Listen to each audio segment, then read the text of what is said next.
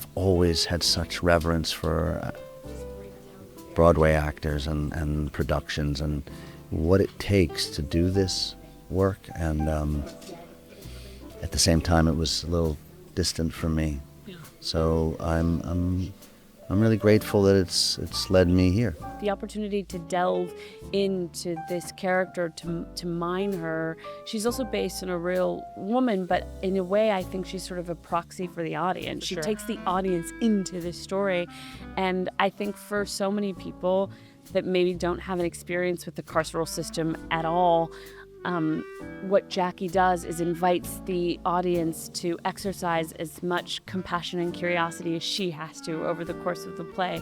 And I just thought that there was something really special about that. I don't start telling the actor what the circumstances are. The actor's gonna start saying the lines out loud before I say anything.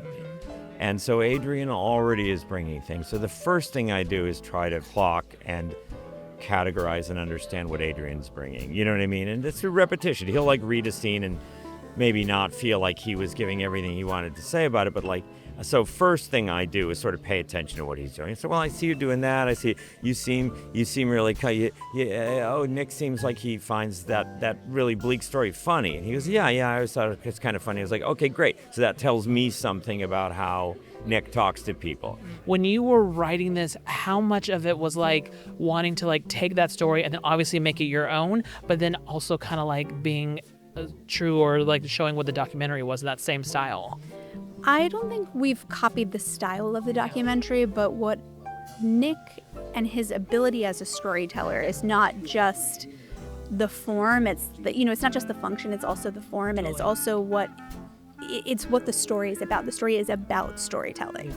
So in a sort of meta way, it's important to keep his integrity as this incredible storyteller, because what he did in reading thousands and thousands of books during his solitary confinement on death row was learn to articulate himself in a new and distinct way.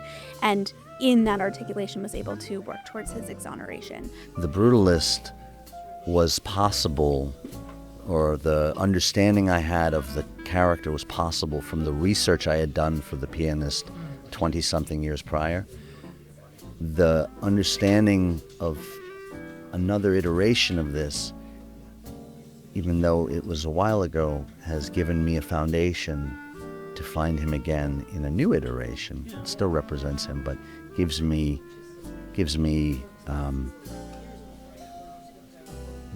chance to discover him again and yet bring all of that to the table. A big thing I think that's useful is try to create circumstances around the actors that force them to, if I don't mean if they have to act cold, I turn the temperature down. But if they're outside in the winter, you remind everybody what happens to your body when it's cold. What happens to your body when the wind's going up the back of your coat? What are you kind of anticipating, excited for introducing this story to an American audience? Yeah, I think that was a part of the reason why they wanted to bring it here and also wanted to have an American cast, because we have just a very different relationship with the carceral system. And around this time when Nick Yarris was incarcerated, in the mid to late 80s, the rate of incarceration went up so steadily, and it really has had a profound effect on America in ways that I don't think we always contend with.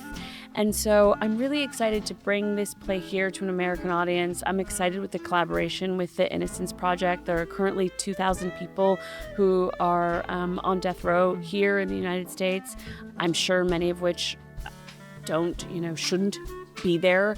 And in general, I think we really need to look at the system and what restorative justice looks like. I think we've gotten so far away from that. The rate of incarceration of people that are there for nonviolent offenses is staggering. We know it disproportionately affects Black and brown people. I think it's a system that really needs a good looking at. And one of my favorite things to do is to make work that challenges us to look in corners that we may have forgotten. And I certainly think the carceral system is one in our country that is a real is a stain on it.